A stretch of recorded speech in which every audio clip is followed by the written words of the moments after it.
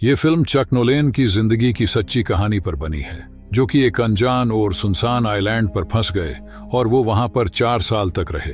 तो चलिए जानते हैं कि वो कैसे उस आइलैंड पर फंसे और 4 साल तक कैसे जिंदा रहे और आखिर में कैसे उस आइलैंड से जिंदा बाहर निकल पाए। ये कहानी है एक फेडेक्स कुरियर कंपनी के एम्प्लॉय चक की है, जो अपने काम में बहुत ही सीरियस होते हैं। चक हर एक कुरियर टाइम पर पहुंचे, इसलिए वो हर एक ब्रांचेस में पहुंचते हैं और वहां के एम्प्लॉयज को मोटिवेट करते हैं और उन्हें टाइम की वैल्यू बताते हैं। चक एक लड़की से प्यार भी करते हैं जिसका नाम केली है और ये दोनों काफी टाइम से रिलेशनशिप में होते हैं और ये शादी करना चाहते हैं, लेकिन चक अपने काम की वजह से काफी बिजी रहते हैं, इसीलिए अभी तक इनकी शादी नहीं हुई है। अब क्रिसमस आने वाला होता है, लेकिन चक को ऑफिस के काम से मलेशिया जाना होता है, तो चक केली से कहता है कि मैं न्यू ईयर पर वापस आ जाऊंगा और जाते हुए चक उसे एक क्रिसमस गिफ्ट भी देता है और केली भी उसे एक गिफ्ट देती है जो कि एक घड़ी होती है और उसमें केली की फोटो भी होती है। इसके बाद चक मलेशिया के लिए निकल जाता है। जब उसका प्लेन पैसिफिक महासागर के ऊपर उड़ रहा होता है, तभी वहां बहुत तेज तूफान आता और उस तूफान में प्लेन क्रैश हो जाता है। ये प्लेन फेडेक्स कंपनी का प्राइवेट प्लेन होता है जिसमें सिर्फ 4 लोग होते हैं और बाकी उसमें पार्सल होते हैं और बाकी सामान होता है। इसमें से 3 लोगों की मौत हो जाती है और सिर्फ अकेले बचता है चक। चक एक एयरबोट पर बैठ जाता है और समुद्र का तूफान उसे बहा कर ले जाता है। चक की जब सुबह आंखें खुलती है तो वो एक टापू पर होता है। टापू पर चारों तरफ देखता है, लेकिन वहां पर कोई भी नहीं होता है। उस टापू पर नारियल के पेड़ होते हैं और पहाड़ होते हैं, लेकिन उसे वहां पर कोई भी इंसान नहीं दिखता। इसके बाद वो रेत पर बड़े बड़े अक्षर में हेल्प लिख देता है, ताकि ऊपर से कोई प्लेन उड़े तो शायद उसकी नजर इस पर पड़ जाए। इसके बाद रात हो जाती है और चक सो जाता है। फिर जब वो सुबह उठता है तो देखता है कि जो उसने रेत पर हेल्प लिखा था वो पानी से मिट चुका होता है।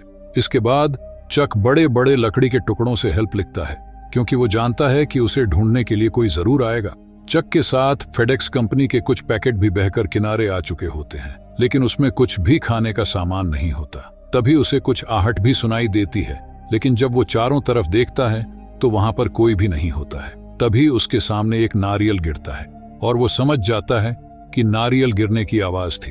अब चक को पीने के पानी की जरूरत होती है, क्योंकि वो समंदर का पानी नहीं पी सकता, इसलिए वो बहुत सारे कच्चे नारियल इकट्ठा कर लेता है। लेकिन नारियल को तोड़कर उसका पानी निकलना इतना आसान नहीं होता। आखिर में काफी कोशिशों के बाद एक नारियल में छेद करके पानी निकाल लेता है और वो नारियल से पानी पीना सीख जाता है।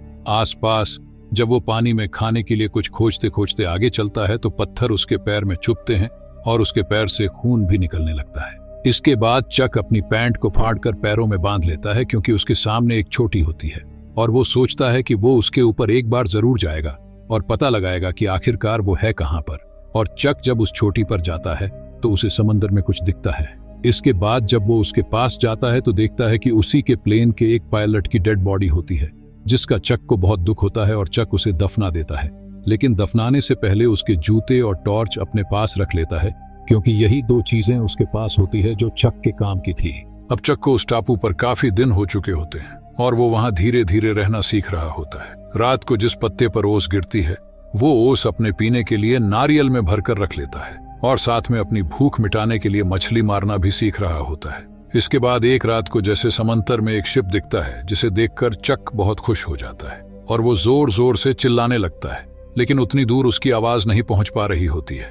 वो टार्च जलाकर उनको इशारा करने की भी कोशिश करता है, लेकिन टार्च की रोशनी भी उतनी दूर नहीं जा रही होती। आगे वो सोचता है कि वो जिस एयरबोट से यहाँ आया है उसी एयरबोट से वो यहाँ से निकल जाएगा, और जब वो निकलने की कोशिश करता है तो समुद्र की बड़ी बड़ी लहरें उसे आगे बढ़ने नहीं देती और उसे वापस फेंक देती है। उसी दौरान उसके पैर में चोट भी लग जाती है और बहुत खून निकलने लगता है और फिर चक वापस उसी टापू के बीच पर आ जाता है। इसके बाद एक रात को बारिश भी हो जाती है और चक एक गुफा के अंदर चला जाता है और रात को टॉर्च को जलाकर सो जाता है।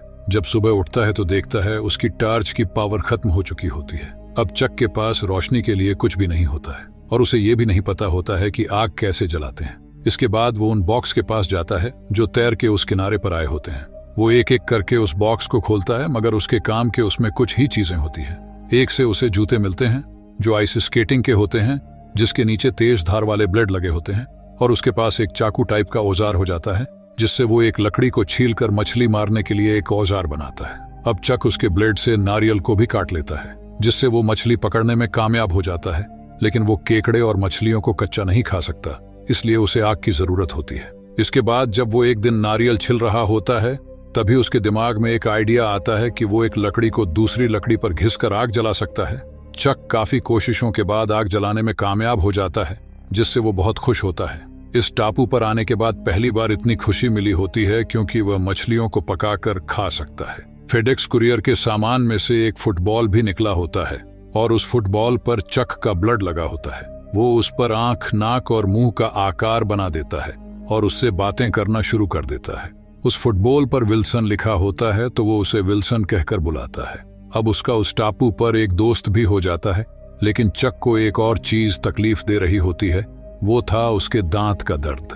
दांत का दर्द उससे बहुत पहले से था, लेकिन वो डॉक्टर के पास जाने से कतराता था। इसके बाद वो अपने दांत को तोड़ देता है और बेहोश हो जाता है। इसके बाद धीरे धीरे समय बीतता है और चक को उस टापू पर 4 साल हो चुके होते हैं और इन 4 सालों में चक एकदम बदल चुका होता है। वो एकदम दुबला हो चुका है, उसकी दाढ़ी और उसके बाल बड़े बड़े हो चुके हैं। वो इस टापू पर जीना सीख चुका होता है और अब इस टापू के वातावरण से चक बिल्कुल घुल मिल चुका है। इसके बाद एक दिन चक मछली पकड़ रहा होता है, तभी उसे किसी चीज की आवाज सुनाई देती है। जब वो देखता है तो स्टील की एक सीट होती है। उस सीट को देखकर उसे एक आइडिया आता है कि मैं इसकी मदद से इस टापू से निकल सकता हूँ, क्योंकि उसे समुद्र की लहरें आगे जाने से रोक रही थी। इसलिए 4 साल तक उसे यहाँ रहना पड़ा। इसके बाद वो नारियल के पेड़ों को काटता है और किनारे पर ले जाता है और उसके लकड़ी से एक नाव बनाता है। इसके बाद चक अपने दोस्त विल्सन को उसमें रख लेता है और वहां से निकल जाता है। इसके बाद उसे बड़ी बड़ी लहरों का सामना करना पड़ता है, लेकिन चक उन लहरों को पार कर जाता है और बहुत खुश होता है। अभी भी उसके आगे अनंत समंदर होता है। उसे कुछ भी नहीं पता होता कि उसे जमीन कब मिलेगी, लेकिन उसके अंदर एक उम्मीद होती है कि शायद वो घर पहुंच जाए। लेकिन ये सब इतना आसान नहीं होता, क्योंकि उसे समंदर में बारिश और तूफान का काफी सामना करना पड़ता है। मगर वो खाने के लिए मछली पकड़ लेता है और पीने के लिए बारिश का पानी नारियल में इकट्ठा कर लेता है ताकि वो बाद में पी सके। लेकिन एक दिन उसके साथ एक ऐसी घटना होती है जिससे चक पूरी तरह से टूट जाता है। उसका दोस्त विल्सन, जो कि एक फुटबॉल है, वो पानी में गिर जाता है और जब तक चक को पता चलता है विल्सन उससे काफी दूर जा चुका होता है। लेकिन फिर भी चक पानी में जाता है और उसको लाने की कोशिश करता है, मगर वो उसे पकड़ नहीं पाता। इसके बाद चक अपनी नाव पर वापस आ जाता है और वो बहुत रोता है, क्योंकि एक विल्सन ही था जिससे वो 4 सालों से अपने हर फीलिंग्स की बातें कर रहा था। इसके बाद हिम्मत करके वो अपना सफर जारी रखता है और कुछ दिनों के सफर के बाद वो काफी थक चुका होता है और वो एकदम टूट जाता है। तभी एक शिप उसके सामने से गुजरता है और वो लोग उसे देख लेते हैं और उसे बचा लेते हैं। अब चक वापस अपने घर लौट चुका होता है, लेकिन उसके आने तक वहां सब कुछ बदल चुका होता है, क्योंकि उसके दोस्त और उसकी फैमिली वालों ने ये समझा था कि चक मर चुका है। उसकी गर्लफ्रेंड केली, जिसे वो बहुत प्यार करता था, अब उसकी शादी हो चुकी है और उसकी एक बच्ची भी है। चक केली से मिलने भी जाता है और केली उसे देखकर बहुत खुश हो जाती है और उसे गले से लगा लेती है। लेकिन केली का अब अपना एक परिवार होता है, इसलिए वो चक के साथ नहीं जा सकती। चक ने केली को जाते समय एक घड़ी दी थी। वो घड़ी चक उसे वापस कर देता है, लेकिन चक केली की फोटो अपने पास रख लेता है और जाने से पहले केली उसे किस करती है, क्योंकि आज भी केली चक से बहुत प्यार करती है। लेकिन केली चक के लिए अपना परिवार नहीं छोड़ सकती और चक भी नहीं चाहता कि केली अपना परिवार छोड़कर मेरे पास आए। केली के पास चक की एक गाड़ी भी होती है, जिसे केली चेक को वापस कर देती है और चक इसमें बैठकर वहां से निकल जाता है। तभी केली खड़ी होकर उसे देख रही होती है और उसे चक के जाने का बहुत दुख होता है और उसे लगता है कि कुछ छूट रहा है। वह चक को पुकारते हुए भागते हुए उसकी गाड़ी के पीछे जाती है और चक भी गाड़ी वापस लेकर आता है और उसे गले से लगा लेता है। केली बोलती है कि मुझे पता था कि तुम जिंदा हो, तुम वापस आओगे, लेकिन सब लोगों ने कहा कि मुझे ये सोचना बंद करना पड़ेगा और मैं आज भी तुमसे बहुत प्यार करती हूँ और तुम ही मेरा पहला प्यार हो। और चक बोलता है कि मैं भी तुमसे बहुत प्यार करता हूँ। इसके बाद वो दोनों किस करने लग जाते हैं। चक उसे अपनी गाड़ी में बिठाता है और वो कुछ देर तक सोचता है। आखिर में चक कहता है कि केली वापस तुम अपने घर जाओ, और चक उसे उसके घर तक छोड़ देता है। इसके बाद दिखाया जाता है कि चक अपने दोस्त के साथ बैठा होता है। वो उससे कहता है कि शायद मैं उस आइलैंड पे मर जाता या आत्महत्या कर लेता, और मैंने आत्महत्या करने का सोचा भी। मैंने एक रस्सी बनाई और फांसी लगाने की कोशिश भी की, लेकिन मैं नहीं कर पाया। क्योंकि मुझे केली के पास वापस आना था, इसीलिए मैं सांसें लेता रहा और जिंदा रहा। लेकिन आज जब मैं वापस आ गया हूँ तो मैंने केली को खो दिया है और वो बहुत ही इमोशनल हो जाता है। इसके बाद दिखाया जाता है कि चक के पास आज भी एक पार्सल है जो वो उस आइलैंड से बचा कर लाया था। उस आइलैंड पर उसके पास ये लास्ट पैकेज बचा होता है जिसे उसने खोला नहीं था, और वो ये सोचता है कि जब वो घर वापस जाएगा तो इस पैकेज को जरूर डिलीवर करेगा। जब वो इस पैकेज को डिलीवर करने के लिए जाता है तो देखता है कि घर पर कोई नहीं होता है, तो वो उस पैकेज पर एक नोट लिख देता है कि this package save my life, और वो पैकेज दरवाजे पर रख कर चला जाता है।